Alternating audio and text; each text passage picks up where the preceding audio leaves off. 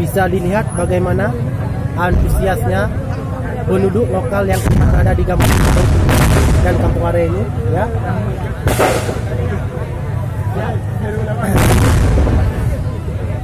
Jadi guys, ini bantuan atau donasi dari berbagai orang-orang yang merantau di luar negara seperti Amerika, Australia, terutama di Malaysia. Ya, mereka setiap tahunnya mereka selalu mengirimkan donasi untuk memeriahkan selama 1 bulan penuh mereka berpuasa, mereka bertumurun mereka melakukan ini guys. Saya sendiri berasal dari PD, yaitu Garut. Saya berasal dari orang tua saya dari Melayu, jadi ini adalah yang selalu orang Aceh.